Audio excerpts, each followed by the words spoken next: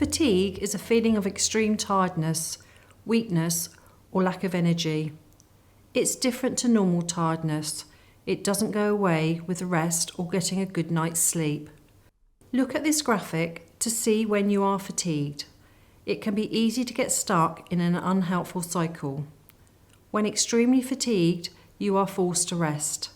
This can be understandably frustrating. After a day or two of doing less, you may start to feel better, so you rush to do all the things that you haven't been able to do while you needed to rest. This in turn can cause you the need to rest again for a few days. The exact timings and the severity will be different for everyone. It can also be described as a boom-bust pattern. Not overdoing it on the good days can be really hard. Look at this graphic to see the types of activity that require energy. If you don't have enough energy to do all the things you used to do, think about the things that are most important to you. Different things are a priority for different people. Make a list of all the activities you want to do and select the ones that are most important.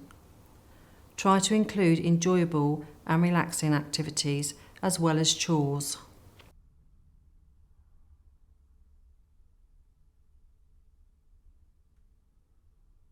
We can use a pacing approach to try to manage our activity levels differently. Start by looking at the activities that you do each day and ask yourself the following questions. Does it need to be done at all? There are some things that we do that we have always done. They aren't strictly necessary. Ironing tea towels, for example.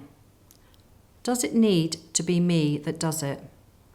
Maybe you can switch your task with someone else. Does it need to be done today? For example, cleaning the house doesn't usually need to be done that same day. Remember to include something that brings you joy each day. Next, consider how you plan your activities. Look at the activities that you do on a daily or weekly basis and try to spread them out. Using a diary may help. If certain activities make you feel more fatigued or breathless, try to space them out through the day. Change the time of an activity if needed. For example, take a shower in the evening instead of the morning. Also, make sure that you do weekly activities such as food shopping or cleaning on different days with rest days in between. When using a pacing approach to manage our activity levels, it's important to break activities into smaller tasks and to spread them throughout the day. Take a rest in between activities if needed. For example, sit on a bench for a few minutes while you are outside going for a walk. Simply sitting can save a lot of energy. Take the opportunity to do this whenever you can. Make sure that rests are built in throughout your day, with a minimum of 3 a day, but you may need many more than that to begin with. Imagine your energy levels as a battery. When you've had a good night's sleep, you may feel fully charged. If you haven't had a good night's sleep, then you won't be as charged up. Everything that you do uses your battery. For example, getting washed and dressed, going for a walk, having a conversation. Different activities will take up different amounts of your battery, and it will be different for everyone.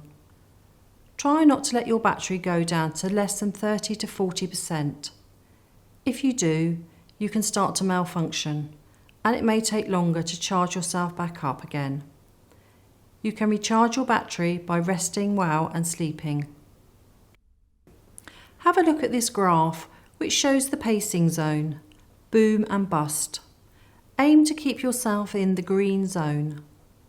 When starting pacing, you need to first identify your baseline level of activity. Everyone will be at different levels of activity. Effective pacing involves trial and error.